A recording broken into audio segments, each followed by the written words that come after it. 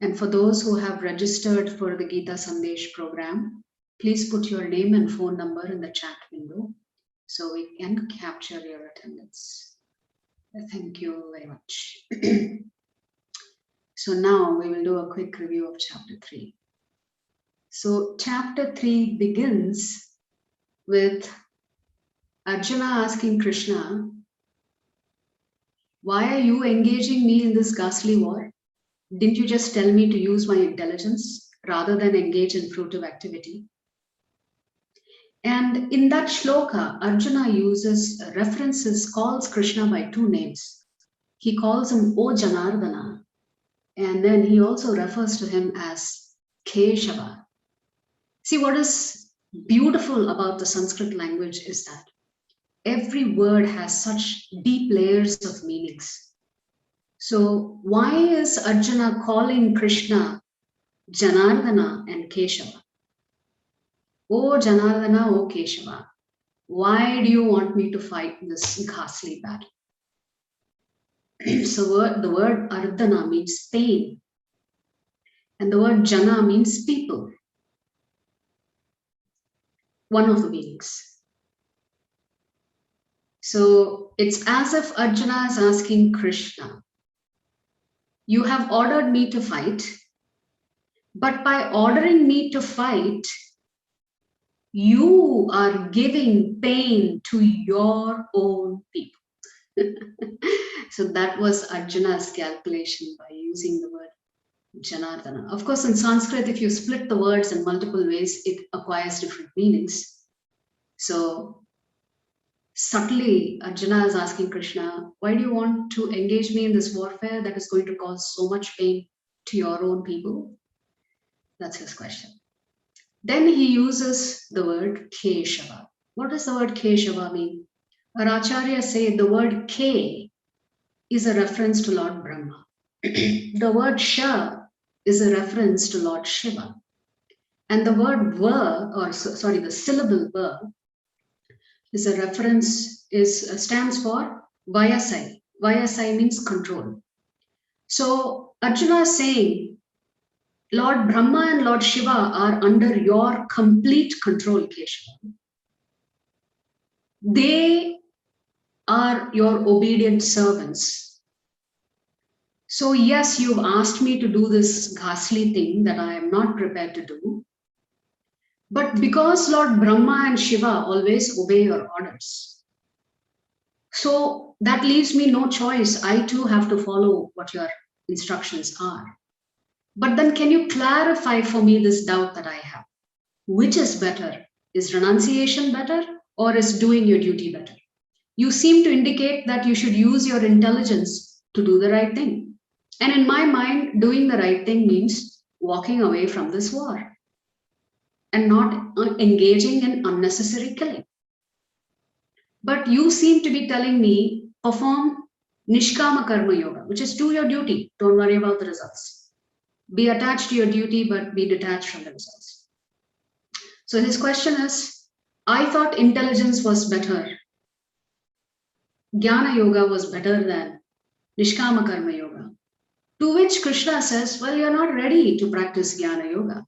You're not ready to renounce. You need to purify yourself first. There is a process you need to follow. You know, in ISKCON, we all say we are practicing devotees. There are very, very few pure devotees. The pure devotees are the great acharyas. Just because we wear a tilak and chant the Hare Krishna Maha Mantra, although we call ourselves devotees of the Lord, we are not perfect. But we have to practice to try and achieve that perfection. So we are practicing devotees. We have to conquer so many anarthas within us, our lust, our shortcomings. Hence, sadhana is so important. Sadachar becomes so important. So Arjuna, Krishna speaks about Nishkama Karma Yoga. He says, Arjuna, you're really not ready to renounce. You're talking big things, but you're a fool. For people who don't have much knowledge about what is the absolute truth, it is better that they just perform their duty. They should not pretend that they know everything. And through the process of performing your duty, they become purified. And Krishna says in this chapter that nobody can avoid work. Nobody can exist without working. And Krishna then says it is actually very unnatural for a human being to be inactive, because they come under the influence of the three gunas, the sattva gun, rajagun, and tamagun. And Krishna says the living entity, the jivatma, is helpless because they are under the control of these three gunas. So, which means they have to act. It doesn't matter. They have to act.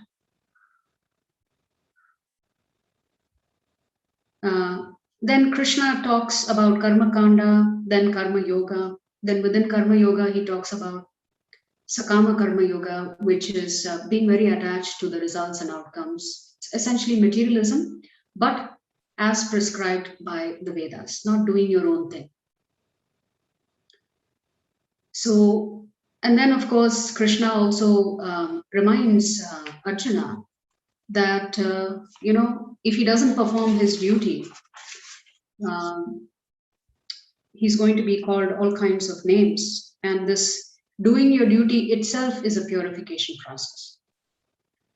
And then Krishna explains to Arjuna, for someone who is self-realized, who is a pure devotee, they actually have no obligation. They don't have any duties to perform. They don't need to perform any duties because they have already understood the absolute truth. But then Krishna goes on to give examples. It's like as if Arjuna said, okay, give me a testimonial, give me proof. And Krishna talks about Janaka Maharaj. Janaka Maharaj is the father of Sita Devi, and he's considered to be a self-realized soul, one of the 12 Mahajans, as per Srimad Bhagavatam. And the instructions in the Shastra is that either we follow Guru's instructions or we follow Sadhu's instructions. Sadhu means other senior devotees or great Mahajans. So Janak Maharaj is one of those 12 Mahajans. Or we have to follow Shastra, or we have to follow the instructions of the Lord. And then Krishna says, why only Janak Maharaj? Even I am performing my duty, even though I technically don't have any duty to perform. I am Atmaram, but yet I am performing my duty. Why does Krishna say this? He says, well, if I don't do it, then people will follow my path. I will be the cause of destruction of society if I don't demonstrate what a human being's duties and responsibilities are. Then Krishna says, I have given you various injunctions because ultimately I am the one who has compiled the Vedas and revealed it to Lord Brahma. And Krishna says, if anybody follows the Vedic injunctions, which means if you are interested in materialistic life, the Karma Kanda section of the Vedas, Krishna says they will benefit as long as they are following the scriptures. They will benefit. And they become free from bondage, and ultimately they will come to the path of perfection. And Krishna also uses very strong language to say, those who do not follow the Vedic scriptures, they will be defeated.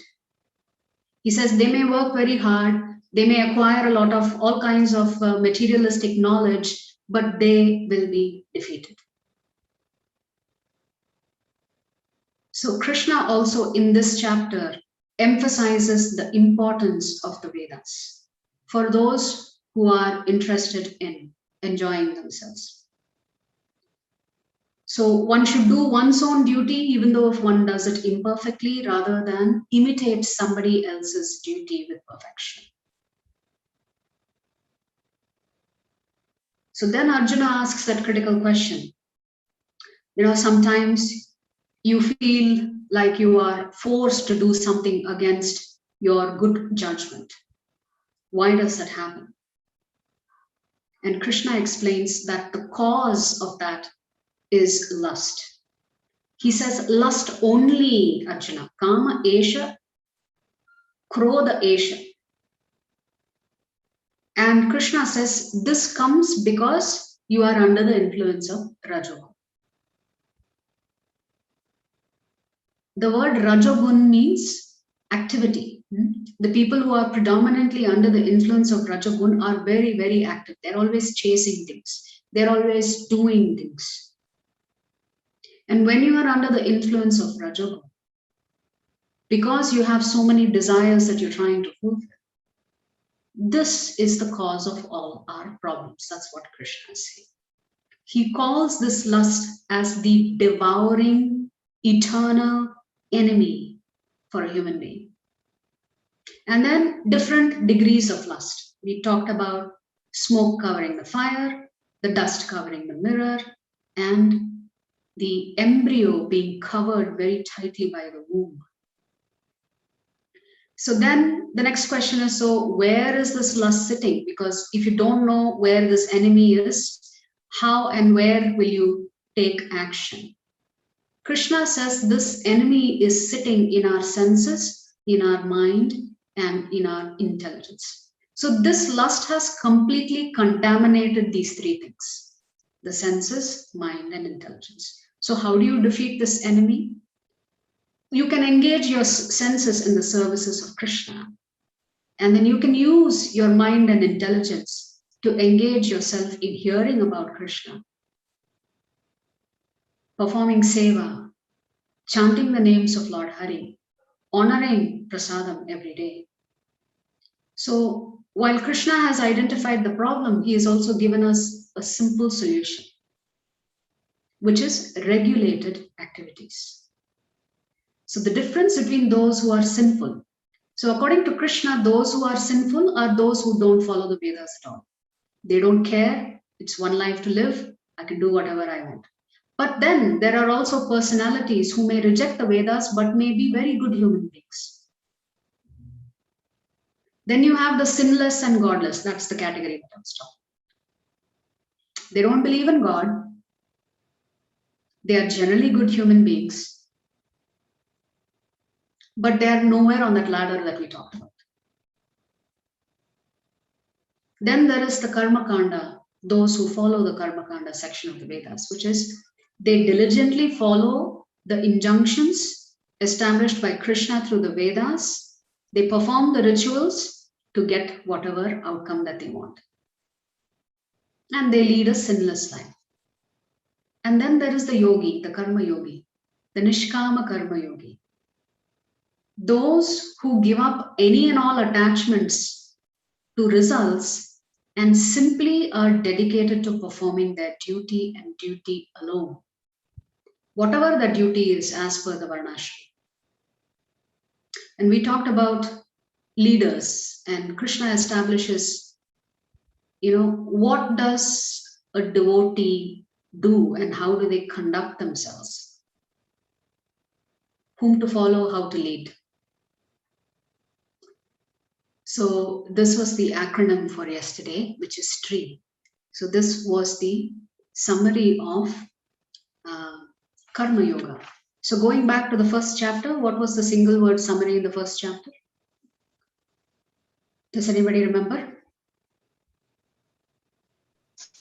Lament.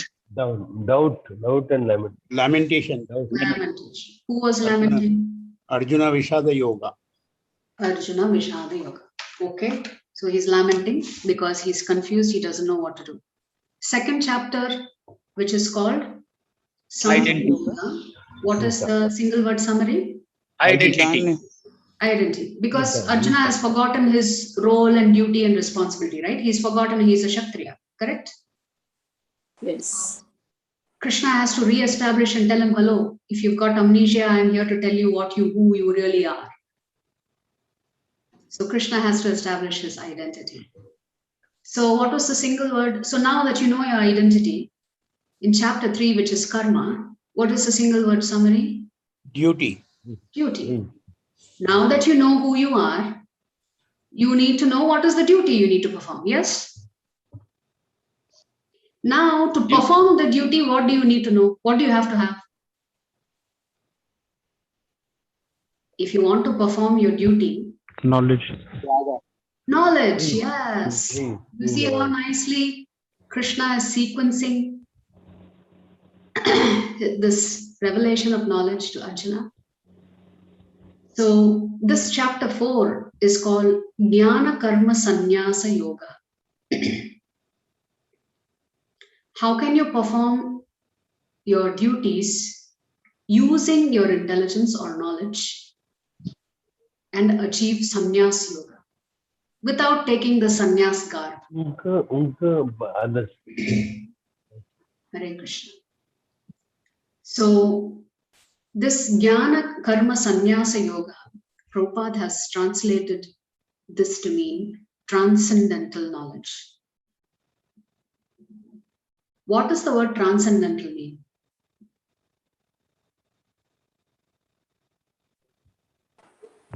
Coming down, flowing. Supreme knowledge.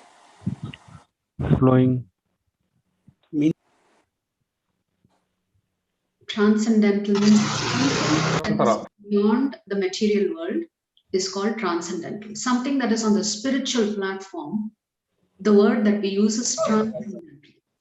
Supreme knowledge. Supreme knowledge, yes. So this transcendental knowledge is knowledge about whom? Knowledge about self. And Krishna. and Krishna. The supreme power. Yeah. Yes. So Krishna is now going to talk about transcendental knowledge. The vast amount of the shlokas is in reference to the super soul or the super self, which is Lord Krishna. The transcendental knowledge also includes knowledge of the self. And what is the duty of the self to the super soul? When you understand both of this knowledge, who you are and who is God, then you can perform your duty properly. Correct? You first have to know who you are. Yes. What's your duty? And what's your relationship with the Supreme? Only if you know what is that relationship, how will you know what duty to perform and how to perform it? You will not know. Hence, this transcendental knowledge is about self and super self, the soul and the super soul. I want to offer my humble obeisances to His Divine Grace, A.C. Bhaktivedanta Swami Srila Prabhupada. Srila Prabhupada Ki Jai. So today, we are going to learn about transcendental knowledge. Transcendental means something that is eternal. Okay. We will then have an accurate understanding of what this knowledge is and what it is not. We're going to come back to the topic of karma. This time, we're going to focus on what is a karma. And then finally, what is surrender? So, this eternal knowledge, the acronym for today is years. Eternal knowledge, accurate understanding of the Shastras and of the truth, absolute truth. Reactions, specifically in the context of akarma, and surrender. So, this chapter 4 begins with Lord Krishna speaking. And the first shloka is as follows. Shri Bhagavan Vacha Imam Vivashvate Yogam Proktavan Aham Avyayam Vivashvan Manave Praha Manur Ikshvakave Bravit. See, in chapter 3, the very last shloka, there is a connection between the last shloka of chapter 3 and the first shloka of chapter 4. I'll just read the last shloka of chapter 3, where Krishna says, thus knowing oneself to be transcendental to the material senses, mind and intelligence, O mighty armed Arjuna, one should steady the mind by deliberate spiritual intelligence, which is Krishna consciousness, and thus by spiritual strength conquer this insatiable enemy known as lust. So Krishna has introduced the topic of spiritual knowledge, divine knowledge, and he says by acquiring this divine knowledge and applying it in practice in your daily life, you can easily overcome lust. Now, to tell Arjuna about this divine knowledge, Krishna begins by saying that I instructed this imperishable science of yoga to the sun god Vivashwan, and Vivashwan instructed it to Manu, the father of mankind, and Manu in turn instructed it to Ikshvaku, which means Lord Krishna is saying, I have spoken the Bhagavad Gita before. Many millions and billions of years ago, I revealed this knowledge to whom? The sun god. So the Lord who oversees the sun planet is known as Vivashwan. Then Vivashwan transmits this knowledge to Manu, the father of mankind. Manu in turn transfers this knowledge to Ikshvaku. Ikshvaku is in the Chandravamsh Parampara, right? Lord Ram comes from the Ikshvaku dynasty. So the Lord is now establishing for Arjuna, where does this transcendental knowledge come from? It comes from the Lord. How is it received? It comes in the Parampara system. It has to come in the Parampara system, an unbroken chain. Who can understand this knowledge? Krishna is going to reveal in the future shlokas. And what is the process to receive this knowledge? And then finally, okay, if you get all of this knowledge, what is the result? So again, a few questions that Krishna answers in this chapter. Where did this transcendental knowledge come from? How is it received? Who can understand this knowledge? What is the process for getting this knowledge? And after you get this knowledge, what is the result? So very quickly, I will answer the questions. Where does this knowledge come from? From the Supreme Lord, Krishna. How is it received? In Parampara system, disciplic succession. Who can understand this knowledge? Krishna says, only my devotee can understand me. So which means Krishna is saying Bhagavad Gita should not be read by those who are not his devotees.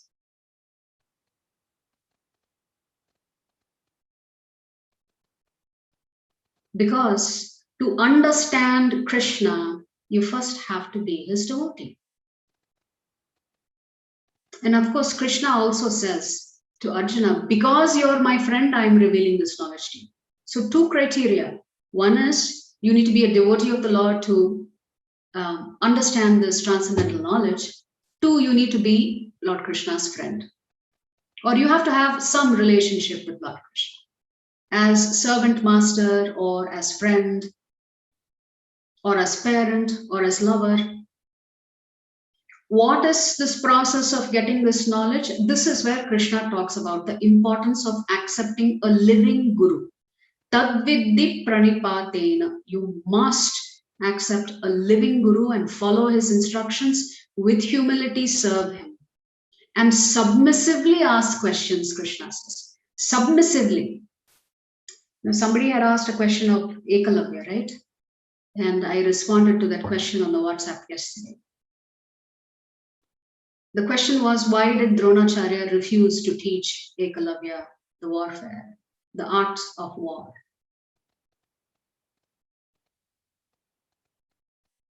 One is because he was not a bona fide Kshatriya. In that kingdom, there are rules and regulations as to who can learn warfare. Anybody and everybody cannot be taught warfare. There will be chaos in society if that happens, as you can see today.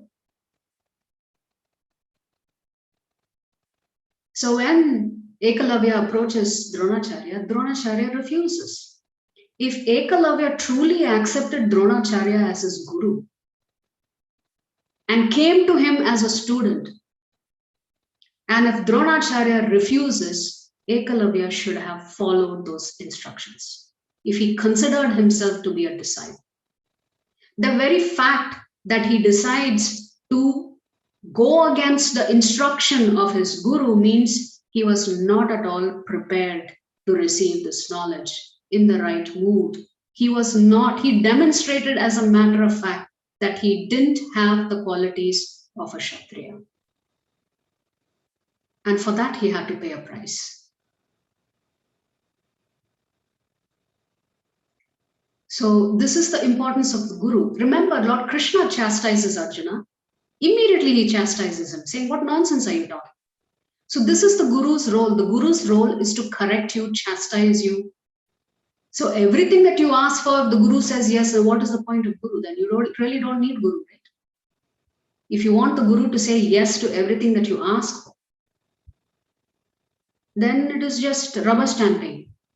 Why do you need a guru? The reason we need a guru is because we want someone to correct us when we go wrong. Many a times, disciples of Prabhupada would ask him for things and he would refuse. But that disciple accepted it as a will of the spiritual master. They are not there to challenge the spiritual master. The spiritual master has his own reasons.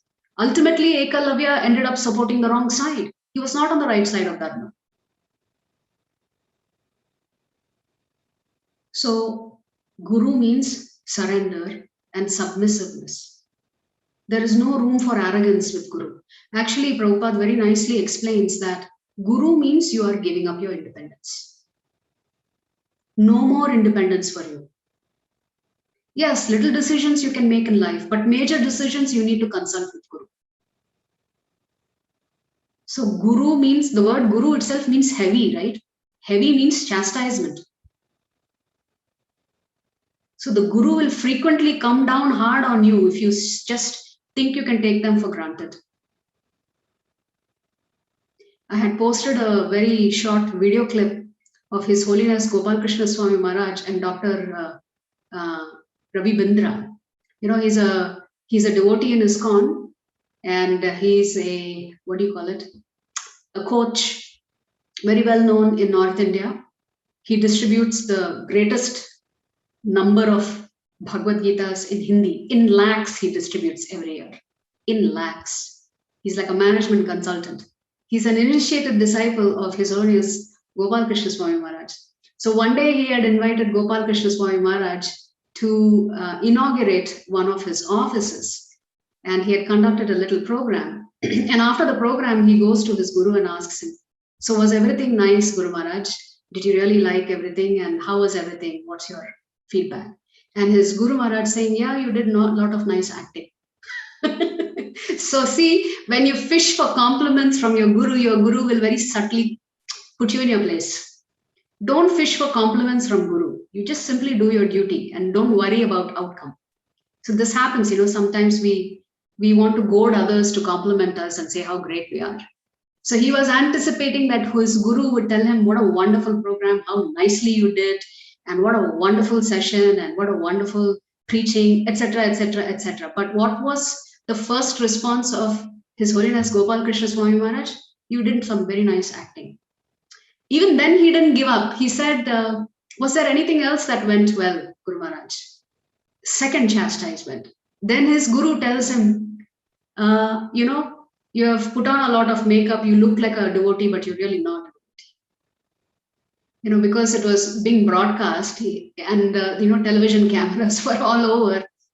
So it's like as if his guru was telling him, yeah, you look, Tejas is there on your face, but that's because of artificial light falling on your face, not because of your devotional service, not because of your level of devotion.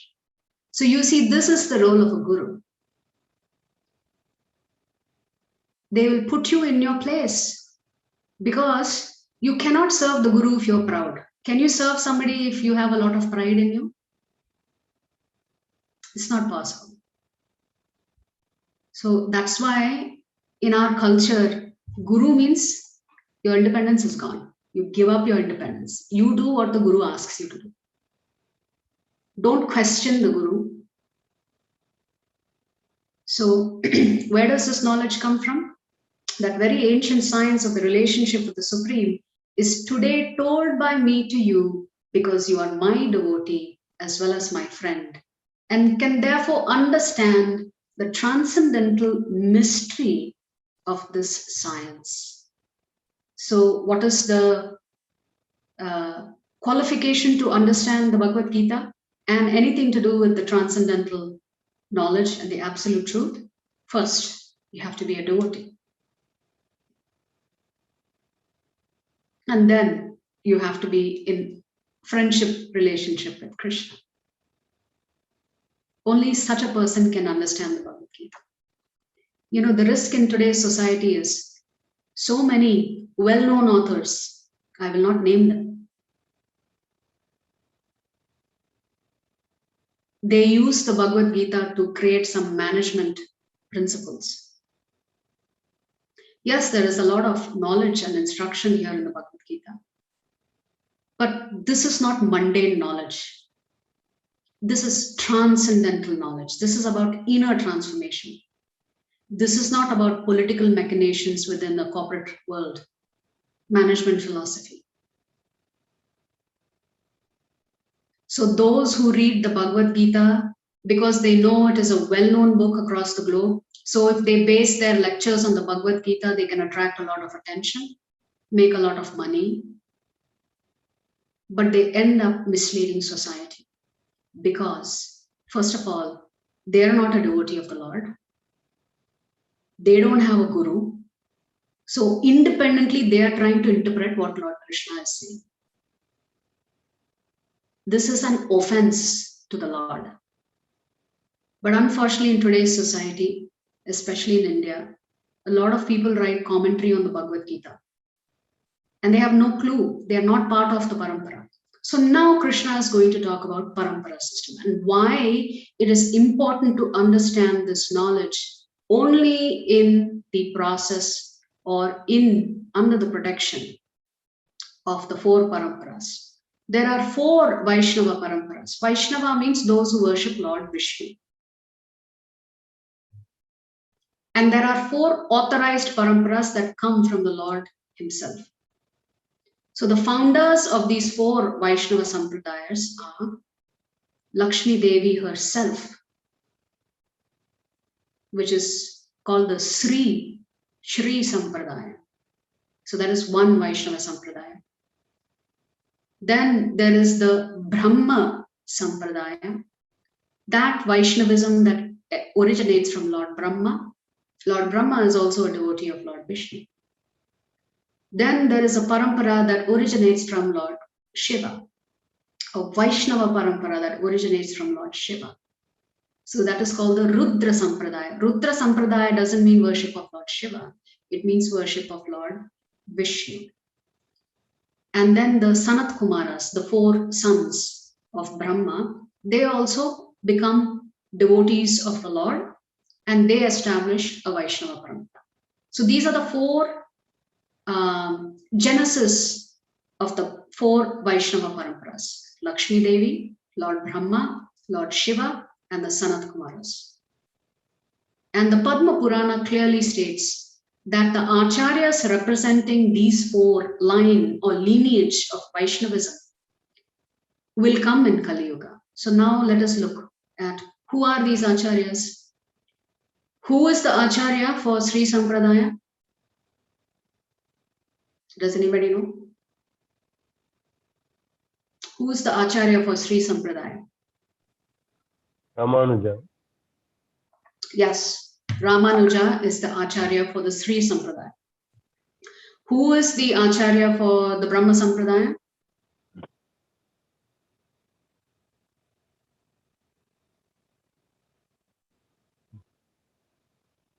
Anybody knows the answer to this question? Who is the acharya for the Brahma Sampradaya? Madhvacharya.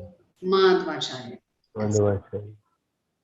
So the Madhvacharya's lineage is from Lord Brahma. You may or may not know the answers to the other 2. Who is the acharya for the Rudra Sampradaya? Does anybody know? Shankaracharya. Huh?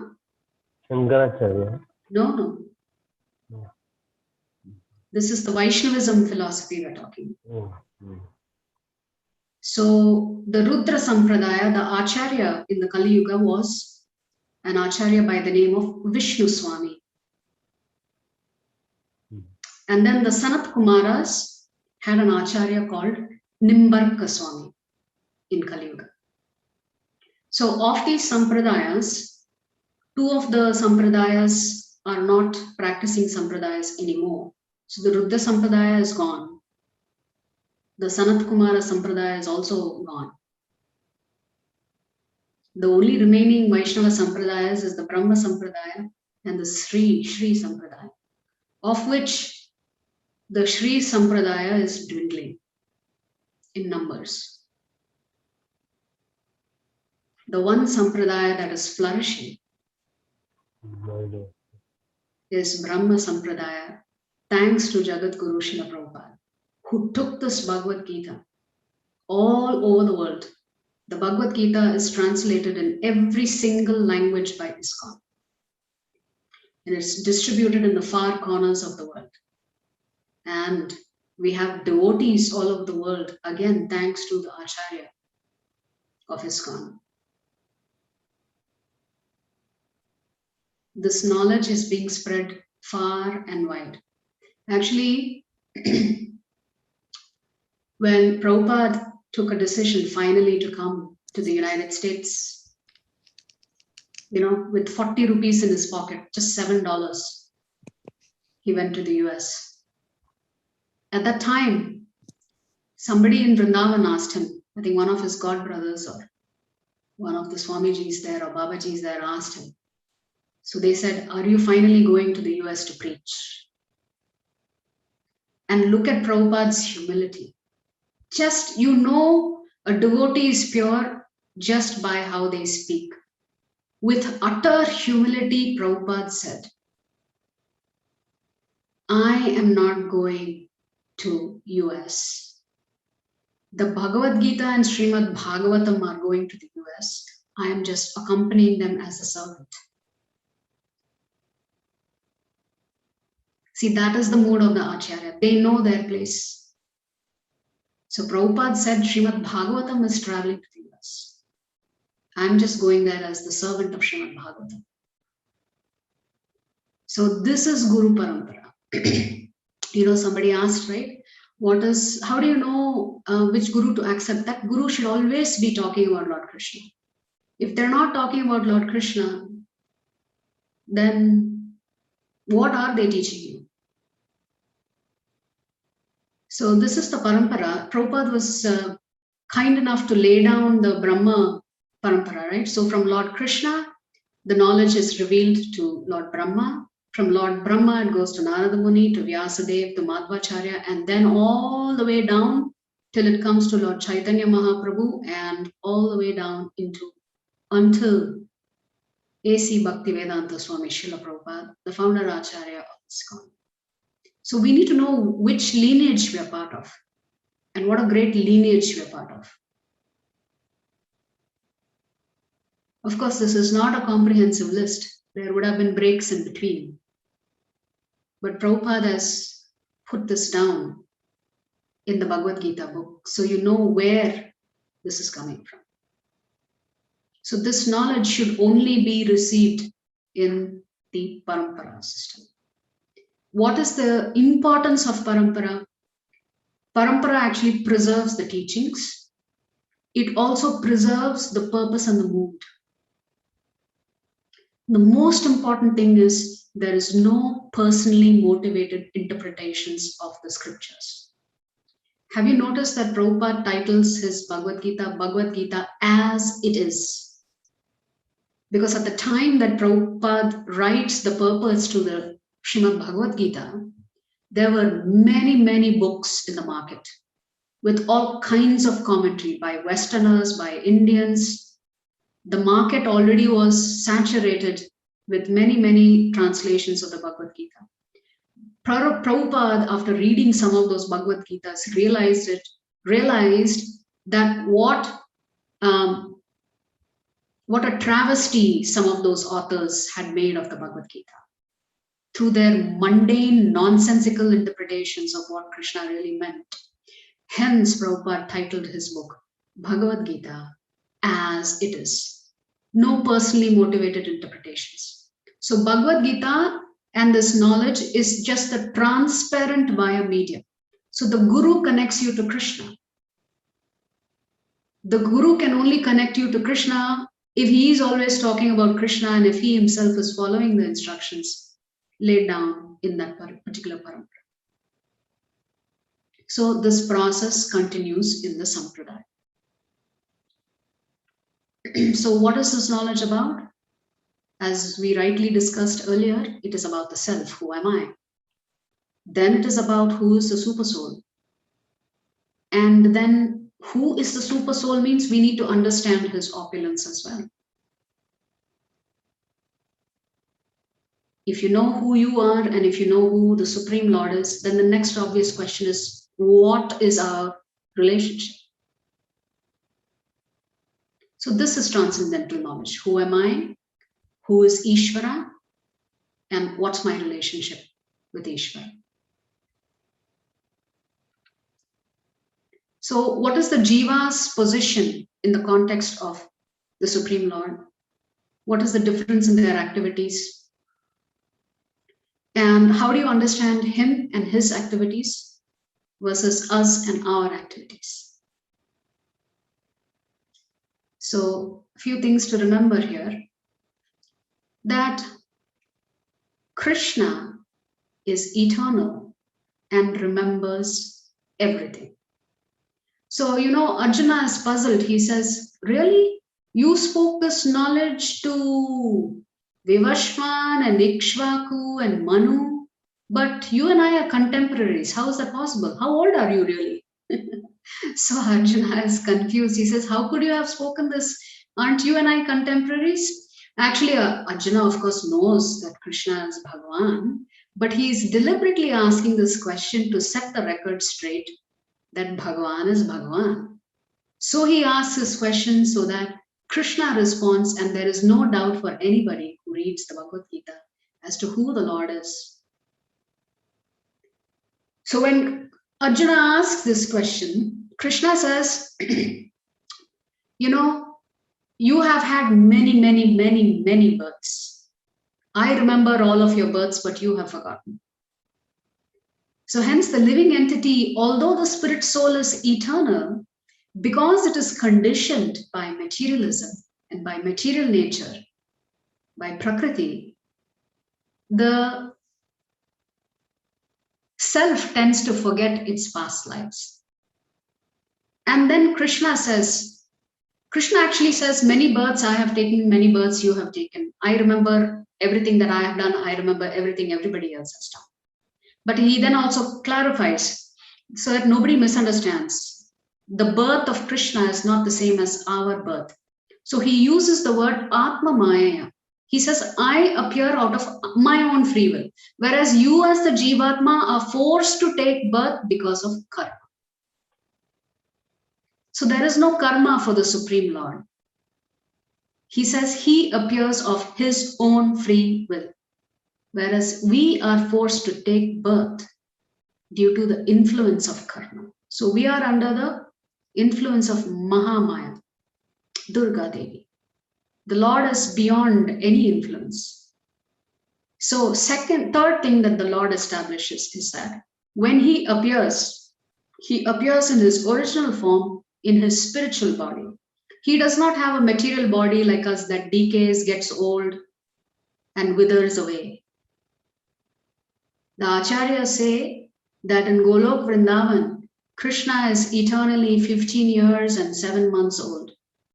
He's Nava Yauvanam. He always looks like a young boy. He's Satchidananda. His body is Satchidananda. Whereas for us, when we take on this material body, it is Asat, it is Chit, and it is Nirananda. It is the cause of suffering. Then another important factor to remember is when you have a spiritual body, there is no difference between the soul and the body. So for the Lord, there is no separate thing that is called the super soul. The super soul and the Lord's body are one and the same. In that sense, there is no difference. Whereas for us as Jivatmas, the soul has to acquire this yantra, this machinery. this gross machinery, as well as the subtle machinery in the form of mind, intelligence, and ego. And then Krishna says, Avyayam, I remember all of the births, all of my appearances, and I also remember all of yours. And then he tells Arjuna, you have forgotten, but I have not forgotten. We forget because we have to change our body. Then, very, very important shloka. 2 shlokas I'm sure everybody is familiar with. So we'll just quickly read those 2 shlokas. So Krishna has to explain, right? Why does he come? He says he comes of his own free will. He's not forced to come. But why does he come? So Krishna explains to Arjuna why he comes. Yada yada hi dharmasya glanir bhavati bharata abhyuttanam dharmasya tadatmanam srijamyaham. Translation. Whenever and wherever there is a decline in religious practices, O descendant of Bharata, and a predominant rise of irreligion, at that time I descend myself. So the Lord says frequently he has to visit the material universe because over a period of time and yugas, people begin to degrade, society degrades, dharma begins to degrade or disappear. So Krishna says the only reason I come is to re-establish dharma when there is a predominant rise of adharma in society. At that time, I myself come. Every millennium I come, Krishna says. Every once in the day of Lord Brahma, I come, Krishna says. But there has to be a criteria. There has to be a lot of disturbance in society, a decline in religion, and then the Lord comes. Okay, so we know when he comes. Why he comes is the next question. Paritranaya sadhunam vinashaya cha dushkritam dharma samstarpanartaya sambhavami yuge yuge. Krishna says, to deliver the pious, to annihilate the miscreants, as well as to re-establish the principles of religion, I myself appear millennium after millennium. So Krishna gives 3 reasons as to why he comes. First, he says, I come to deliver my devotees. Second, I come to destroy the demoniac forces.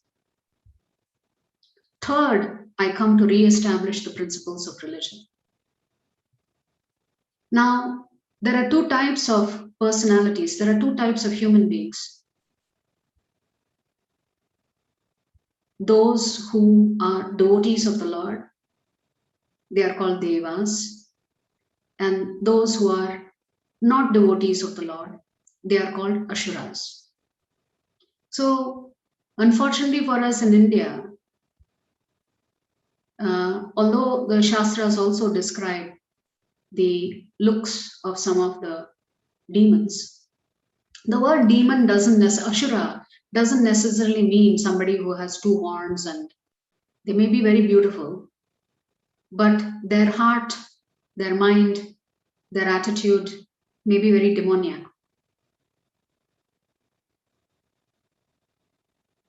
You see, Ravana wanted the kingdom of God without God. That is demoniac in nature. When you want all of the Lord's opulence, but you don't want God himself, that is Ashurik Bhav. How can you separate the opulence from the Lord? All of the opulences that we are enjoying today belongs to the Lord. It's the property of the Lord.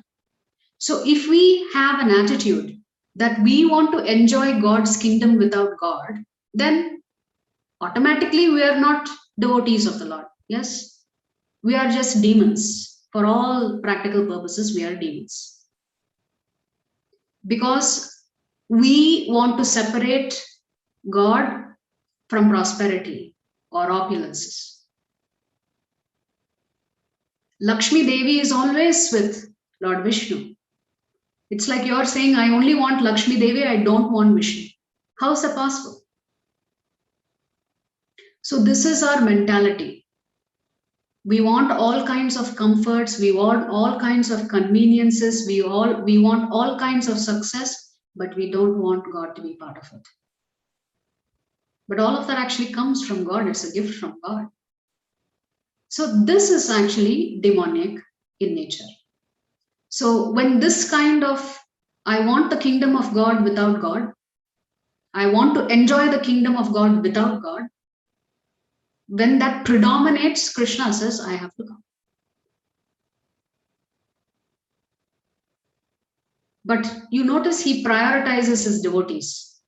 Paritranaya sadhunam. I first come to deliver my devotees. Because see, to annihilate the demons, Krishna doesn't have to come personally. He can just send an earthquake, whatever, COVID, Corona. It's taken care of. Krishna actually comes for his devotees. Otherwise, he can simply instruct Maya Devi, take care.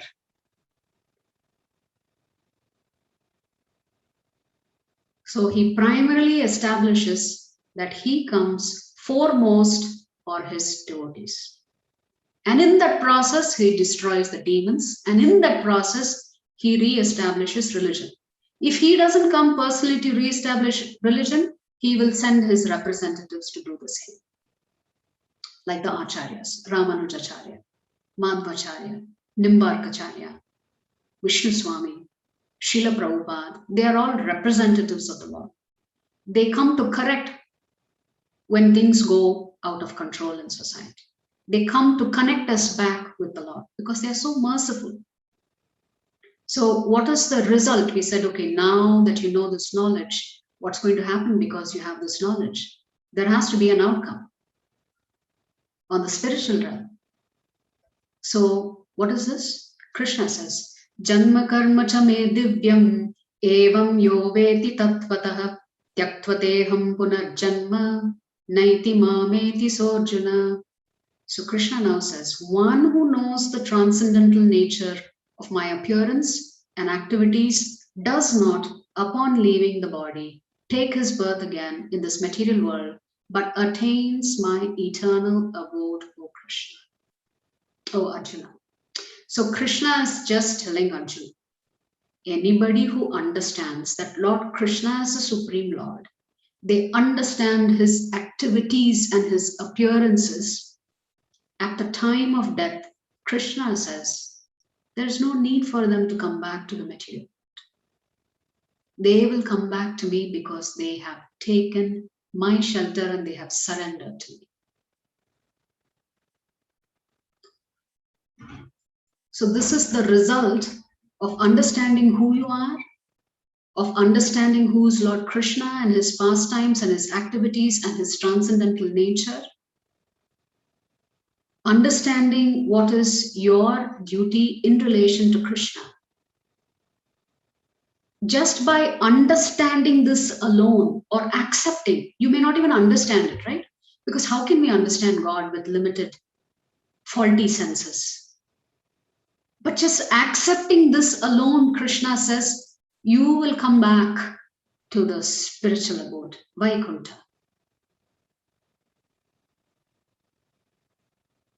So this is the transcendental knowledge that Krishna talks about. But then Krishna says, let's say you are unable to understand this knowledge independently because you don't have sufficient capacity or the mental prowess to understand this divine knowledge. What should you do?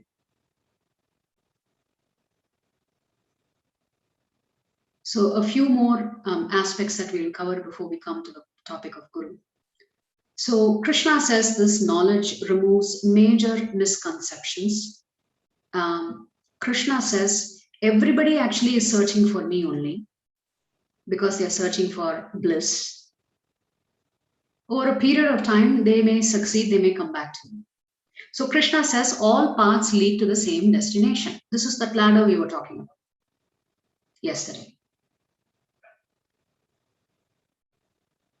And then Krishna says, you know, if it is very difficult for you to understand this transcendental knowledge because you have to have a certain level of purity through practice, then Krishna says, I've actually made it easy for you to understand this knowledge.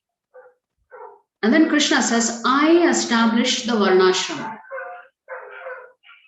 So the misconception in our society is casteism. There is no casteism.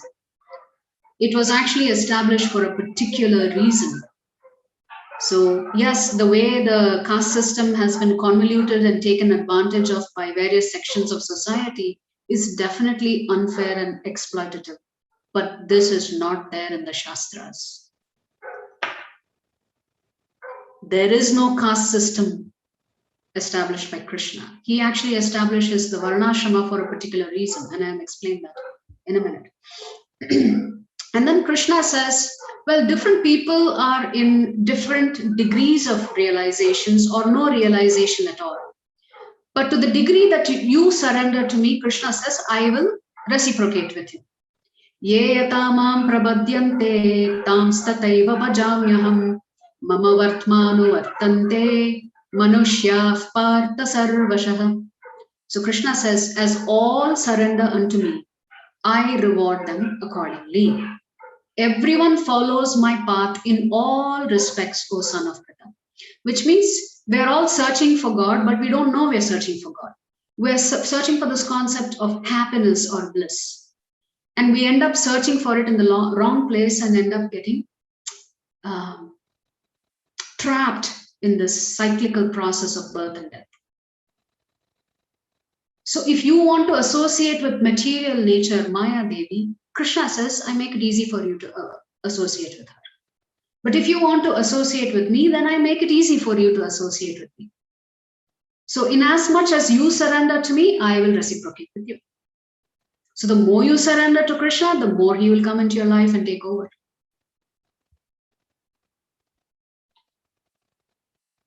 So what are the, now we said all paths ultimately lead to Krishna, but if you think of the concept of the ladder, you can understand this a little bit better. So while you're on the different rungs of the ladder, even there are outcomes or results.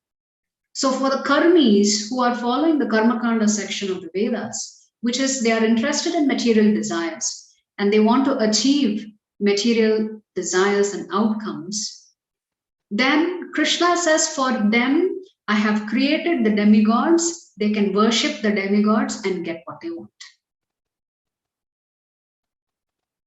These karmis have to worship demigods as yajna. Why? Because they have material desires. These material desires are fulfilled by the demigods. Well, what about those who study the scriptures? What is their destination? What is their result? This result is impermanent because they have not reached the top rung of the ladder yet. For the Jnanis, they achieve what is called Brahman. Brahman is nothing but the effulgence emanating from the body of Lord Krishna in the spiritual world. So if you look at it, the sun globe rays are emanating from the sun globe, right? So the Jnanis do not enter Vaikuntha and do not enter Golok Vrindavan. They remain outside in that light emanating from that spiritual universe. So they attain what is called Brahman. Their realization is incomplete because they have only understood one facet of the Lord. So what happened to the yogis who go into the forests and meditate for many, many years on Vishnu that resides within them as Paramatma? What is the outcome for them? They achieve mystic powers. So our scriptures say the yogis can create planets.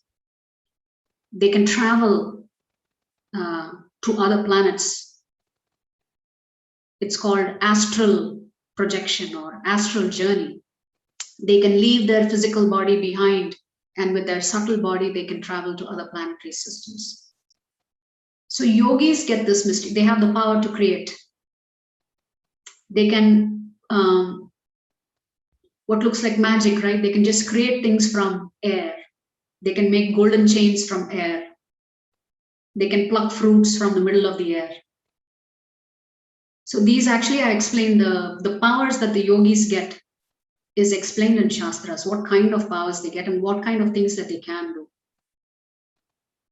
So for the yogis who are meditating on the form of Lord Vishnu as Paramatma, they actually get mystic powers. So they may seem like gods, but they are not God. What about the devotees? The devotees are practicing bhakti yoga. The destination for the devotees is the final destination, which is to live with Krishna and serve him eternally and experience bliss that way. So you see the difference between the karmi, the jnani, the yogi, and the bhakta. And guess what is the permanent result? The bhakta gets the permanent result, which is once he enters the spiritual world, he doesn't have to come back. Because he's reached the top rung of that ladder. The others still have to work towards it. No doubt the jnanis are great. No doubt the yogis are great. But they have not reached Krishna's destination. But it's the ladder. You're climbing slowly and making progress. So we want to go to the top rung of the ladder directly. Yes? So I have an analogy for you here. Let's go back here. So there is karma yoga, there is jnana yoga, there is dhyana yoga, and there is bhakti yoga. These four things are covered in the Bhagavad Gita. So Prabhupada uses a wonderful analogy. Let's say you want to get to a top of a 100-story building. I have a question for you. How will you get there? Let's say the penthouse at the very top of the building is your destination. How will you get there? Escalator, staircase. Lift. Staircase. What else? How else can you get to the top of a building? Through a helicopter. Helicopter. Very interesting Lift. proposition. Okay. Lift is there. Lift is there, staircase is there. Ladder, Escalator. fire escape ladder. And then if you're really, really adventurous, you can use a rope, climb your way all the way to the top. So which would you choose of this four? You choose the rope, the ladder, the staircase, or the elevator? Elevator. Elevator. Why would you choose the elevator? Can go quickly. You can go quickly. Least effort. Least Less effort. effort, yes. Fast and easy. Fast and easy. Convenient. Convenient. You're not going to get tired. You're not going to give up. Yes. Is it possible trying to climb the rope you will give up? Yes. Is it possible that trying to climb the staircase you may give up? Yes. And it's quite possible climbing the ladder also you may give up. Yes. So Krishna has given these four yogas. Which one is the one that you're taking the elevator? Bhakti yoga. One. First one. Bhakti yoga. Bhakti yoga is the fastest way you can reach Krishna. Bhakti Yes. yoga. You don't have to practice jnana yoga and get deep into the scriptures. You have to spend many, many lifetimes to just understand the scriptures. Forget about doing dhyana yoga in Kali Yuga. You can't. So Prabhupada says, what is so difficult about understanding the Bhagavad Gita? The essence of the Bhagavad Gita is Bhakti Yoga. Although Krishna talks about Jnana Yoga and Dhyana Yoga and Karma Yoga, the ultimate essence of the Bhagavad Gita is Bhakti Yoga. Krishna says, you can easily come back to me, just become my devotee. Just learn to serve me. I'll take care of you. So see, we want to take that lift to Krishna. We don't want the staircase. We don't want the rope. Helicopter analogy, I will come to a little later. Helicopter is Lord Krishna picking you up and depositing you in Vaikuntha. But for us, we want to practice Bhakti Yoga because it's the simplest and easiest process by which you can reach Lord Krishna. So then Krishna says, I have actually created, for those who don't believe in Bhakti Yoga, for those who don't believe in me, who don't know me, I have created Varnashram. So now let's understand. Chaturvarnyam maya shrishtam gunakarma vibhagashah tasya kartaram apimam vidya kartaram avyayam. So Krishna says, so let's say you don't know anything about God. And even if you do know about God, you're not interested in him right now. So there is a process by which you can slowly come back to me. And this is the Varnashram. According to the three modes of material nature and the work associated with them, the four divisions of human society are created by me. And although I am the creator of the system, you should know that I am yet the non-doer, being unchangeable. A very practical question Prabhupada asks. Just because your father is a doctor, does that mean you are a doctor? Is that possible? Oh. What does the son have to do to qualify himself to be a doctor? Effort. Effort. So similarly, to be a Brahmana, you have to put that effort and demonstrate that you have the qualities of a Brahman. Just because you are born in a Brahman family does not make you a Brahmin. But in India, what is that? Opposite, no? By birth, everybody put their collars up. Oh, I'm a Brahmin, I'm this, I'm that. Nothing. Krishna says, no. You have to qualify yourself. To be a Brahmana, you have to qualify yourself. Which means, is there any exclusion Krishna has created? Any one of us can become a Brahmana. Yes or no? Yes.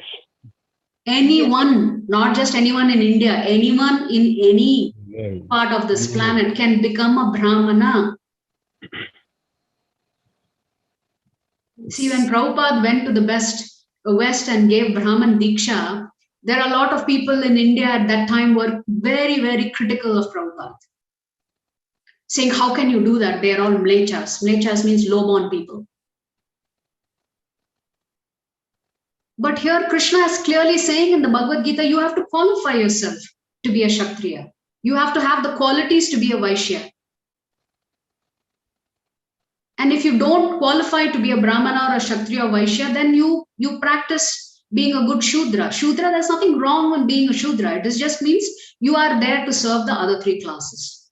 Because you are unable to qualify yourself to go higher. So if you read the scriptures, the Lord says the Brahmanas came from his head, from the head of Lord Vishnu. The Kshatriyas originate from the Lord's arms. The Vaishyas originate from the waist of the Lord, Lord Vishnu. And the Shudras originate from the legs of Lord Vishnu. So in every society, you have to have an intellectual class. You have to have a class that does governance, administration. You have to have a mercantile class. And you have to have a laborer class. This Brahmana, Kshatriya, Vaishya, Sudra exists in every society. It's not just in India. You go to Russia, it exists. You go to United States, the most quote-unquote advanced country in the world. It exists there too. So in reality, all of us are born as Shudras. From there, we have to qualify ourselves to be Brahmana or Kshatriya or Vaishya, or whatever it is that we want to call ourselves. Another designation. Prabhupada says, in Kali Yuga, as per Shastra, all of us are Shudras only. None of us are Brahmanas. How much ever hard we may try, we are still Shudra. Do you know why he says that? Why are all of us Shudras? We are doing service to the God. We're doing service to? All of us are doing service to the God. So We are all working hard. We are working for somebody else. We are just a better laborer class. We are all laborers, correct? yes, We are all working hard for a living. So For Prabhupada ourselves. says, and Shastra says, we are all actually Shudras. You can call yourself doctor, we can call ourselves CEO, we can call ourselves whatever, Prime Minister. Prabhupada says 99.9% of us are Shudras. Maybe 1% there is mercantile class. There is no Kshatriyas and there is no Brahmanas. So if the head is not there, what will happen to society? If the body, can the body function without the head? It cannot, right? it cannot. Can a body function without good administration? I mean, to take care of your body. No. Which is why Prabhupada, through ISKCON, wanted to establish the Daivi Varnashram. Daivi Varnashram means practicing Varnashram with Krishna in the center. So we need to have more Brahmanas in society to bring balance back to society. Currently, the society has very few or no Brahmanas. Brahmanas in olden ages used to advise the kings. Hence, the kings who were well versed in the Shastras were known as Raja Rishi. They were not only kings, they were also well versed in the Shastras because they had good Brahmanas advising them, giving them good counsel. So this is called Sanatana Dharma, this 4 Varnas and the 4 Ashramas. There's no such thing as caste system in our scriptures. It's just we Indians have chosen to spoil it. So is that clear? You cannot Very be, clear. all of us are Shudras by birth. Krishna says you have to qualify yourself. How? 2 things. The kind of work that you do and the guna under which you are influenced. That decides your varna. And of course, to a certain extent, your previous birth determines your karma. So a combination of karma, the nature of the work that you do, and the modes of nature you're under the influence of. Sattvagun, Rajagun, Tamagun. If you're a Brahmana, you have to be always in Sattvagun. Can anybody on this call claim that we are always in Sattvagun? Sometimes we may be in Sattvagun. Most of the times we are in Rajagun and Tamagun. Most of the times. But we have to practice. By chanting the names of Lord Hari, by listening to the Bhagavad Gita, we can all become, there is one more layer above the Brahmanas. Do you want to know what that is? This Brahmana, Kshatriya, Vaishya and Shudra is in the material realm. You can even transcend the Brahmana. Do you know what that title is? Sannyasi. No, sannyasi is the ashram, right? Your brahmachari ashram, grahastha ashram, vanaprastha and sannyasi. I am talking about the varnas. If you want to go beyond the varnas, because varnas is in the material universe. Varnas don't exist in the spiritual world. So Krishna says we need to transcend Sattva Gun and come to the state that is called the Shuddha Sattva Gun. And if you're in the Shuddha Sattva Gun, you are a Vaishnava. You are a devotee of the Lord, which means you are even higher than Brahmana class. Simply by being a devotee of Lord Krishna. So Vaishnava means you are beyond the Brahman class also. So now what is akarma? Kim karma kim akarmeti kavayo yatra mohitaha tatte karma pravakshyami Yajna tva mokshase shubha. Krishna says, this karma, Arjuna, can bewilder the most intelligent person. The intricacies of karma, Krishna is telling Arjuna, very difficult to understand. Even the intelligence are bewildered in determining what is action and what is inaction. Now I shall explain to you what action is, knowing which you shall be liberated from all misfortune. So let's quickly look at what is karma. Karma means performing pious acts, doing it according to the Vedic instructions, which fetches you pious results, which is generally what we call punya, the result of which is temporary. You have to get the benefit, but that result is temporary. So this is karma. Now what is vikarma? Vikarma means you are going against the Shastras, engaging in impious and sinful acts. You are the result of which is suffering. It fetches you nothing but papa. So karma is punya, although I said something different yesterday. Vikarma is papa. And now, what is akarma? Any devotional service you offer to please the Lord Vishnu or Lord Krishna, and it is not done for your own benefit, it is done simply to please and satisfy the Lord as a servant. This is called akarma. This is inaction. This is prohibited action. This is action. Action is karma. Prohibited action is vikarma. Inaction is akarma. Why is Lord Krishna calling akarma inaction? Does anybody know? We discussed this yesterday.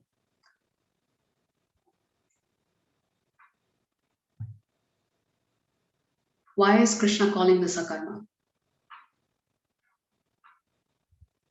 Why is it called inaction? Because everything, whatever we are doing for the sake of God. Yes. There's no papa or punya. There is no papa or punya. There is only, if there is no papa or punya, but you get something, right? What is that called? Moksha. Sukriti.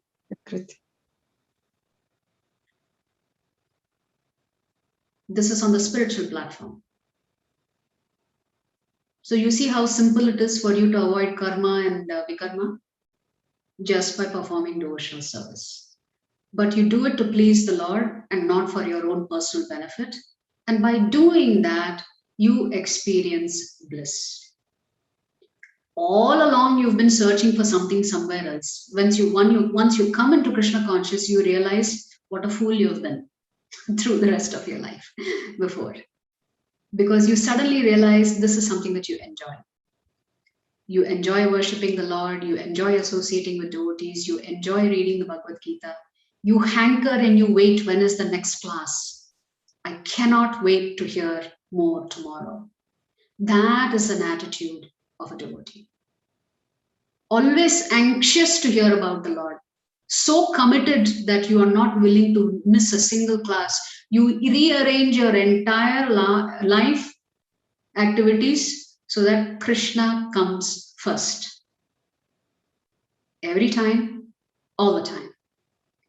So you learn how to prioritize Krishna first. Everything else is later. House cleaning, cooking, everything is later.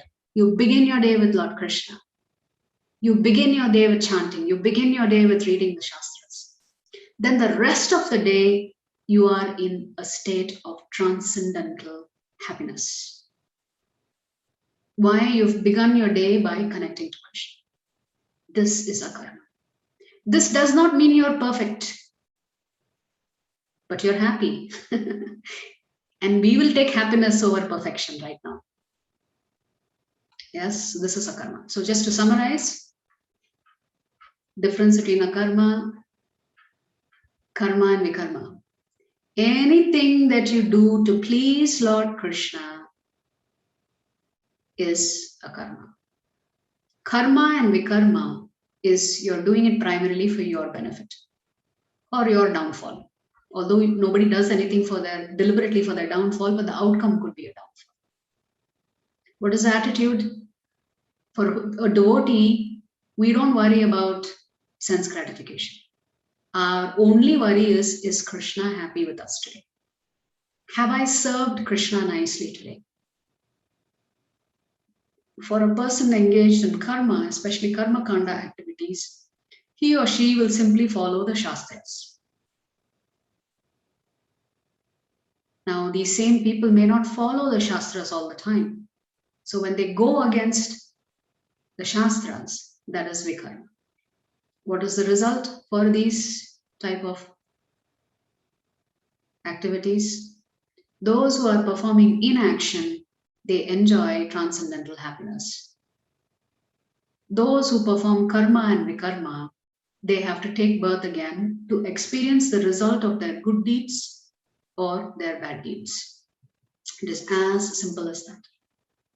But we don't know the intricacies of how it works. That is what is complex, and we are always trying to calculate, if I do this or if I do that, what will happen? Then surrender. Tadviddi pranipatena pariprashnena sevaya upadekshyanti te jnanam jnaninas tattvadarshinaha. What is Krishna saying? Just try to learn the truth by approaching a spiritual master. So if you cannot learn the shastras on your own, Krishna says you must approach a guru.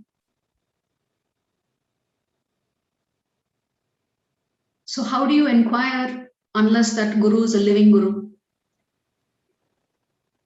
Inquire from him submissively and render service unto him. The self-realized souls can impart knowledge unto you because they have seen the truth. So if you don't understand how to follow this path, Krishna says you must accept a guru. You must serve him. And you must inquire in the right mood, not in the mood of, I'm going to question you and I'm going to test you. No, no, no. Submissively, you have to inquire from him.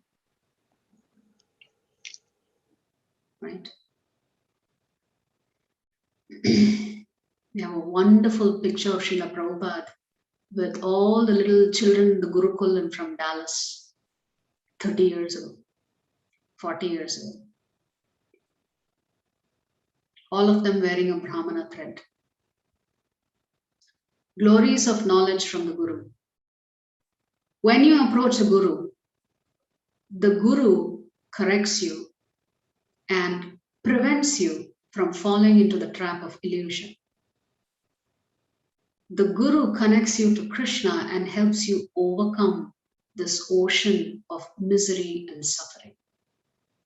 And by serving the Guru accepts all of your karma, and therefore all of your sinful reactions are also wiped out. So the importance of accepting a Guru, the exchange that happens is that because to serve the Guru, you have to give up your independence. The Guru in return accepts all your karmic activities, both in this life and from your previous lives. That is the role of Guru, Diksha Guru. Who, then Krishna says, who can actually achieve the results and who cannot. So this is the last slide. Krishna says, those who have faith in me, those who dedicate themselves to me and don't deviate from this path, and those who have learned to control their senses, they can achieve success. And then Krishna gives the opposite. He says, those who are ignorant, who are faithless, and who are always doubtful about God and scripture, they will be defeated. So faith is a very important aspect of practicing Krishna consciousness. So tomorrow we will come back to Karma Yoga. So we'll go in a lot more detail about Karma Yoga. Who are the three doers? What's the equal vision? What is the formula for peace in society? And how do you stay in this world and still be detached from it? So this is a summary of transcendental knowledge. I would encourage each of you to please read the Bhagavad Gita. If you cannot read the detailed purports provided by Srila Prabhupada, at a minimum, you should read the English translation of all the shlokas. It will take you no more than 15 to 20 minutes per chapter. Then you will understand, because I can only cover a little bit of information. There's a lot more information in each chapter than what we are covering here in these classes. So we'll stop here. Vancha kalpadarupyasya kripa sindhubhya evacha patitanam pavanebhyo vaishnavebhyo namo namaha.